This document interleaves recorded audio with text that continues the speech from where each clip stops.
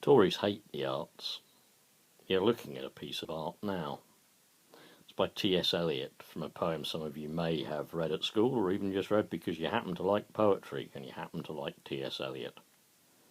It's from a poem called The Hollow Men.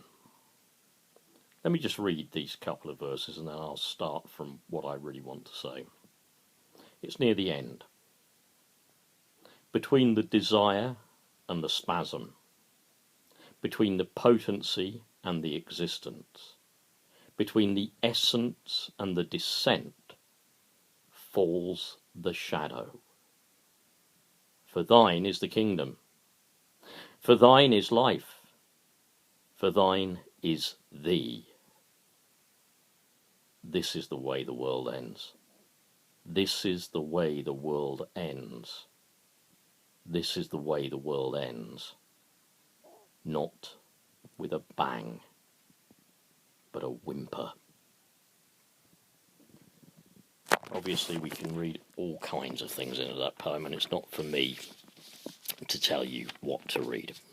I know what I read. It's a piece of great art. I read it. But remember that phrase about falls the shadow.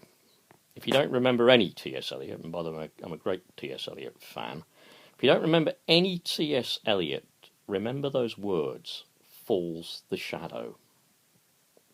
Because here's another place where the shadow falls.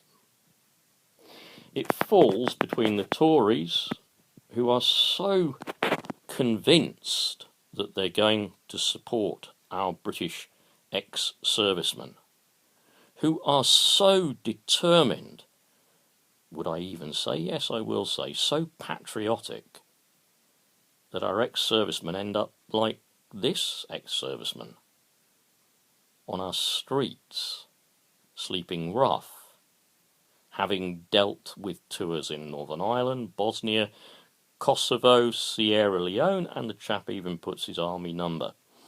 Everyone remembers their army number. My dad used to say that. He could have recited his even the moment before he died. So that was today.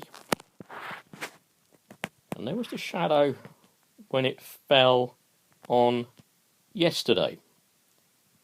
Different troops, maybe not so much of a shadow this time.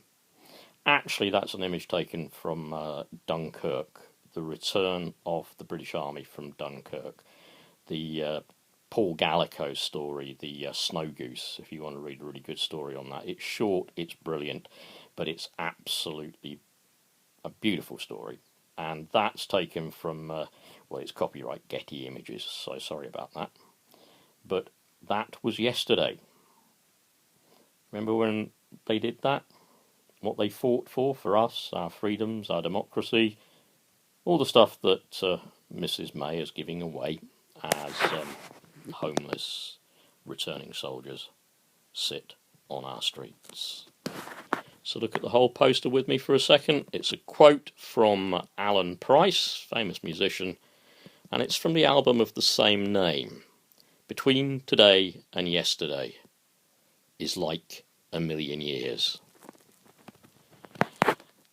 Another shadow I want you to be aware of. I watched a live video feed of Mrs. May and Chancellor Philip Hammond reacting to the Labour Party manifesto, which, as we know, yesterday was published, to another live video feed. It was full, in terms of input from the people watching, of angry faces. There were so many angry emojis, I couldn't even count them.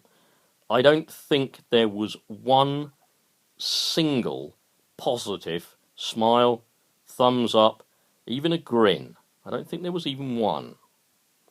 Now, please be aware that when this is spun on the Tory, mainstream, corporate, business-owned media, in the Sun, in the Telegraph, in the Mail, in the Express, and of course above all on the BBC, when this is spun in the media, the shadow is going to make you think that Mrs. May is incredibly popular. Popular enough, a bit like those great people were popular when they came back from serving in that war against fascism. The media is going to make you think Mrs. May is getting that kind of support as she has to meet in sheds, workplaces. But the opinion polls are going to convince you, because their idea, they are in fact opinion polls, is because they tell you what opinion you should have. I imagine they were probably even then trying to tell those lovely people what opinion they should have.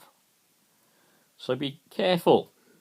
What is really going on may not be quite as it seems.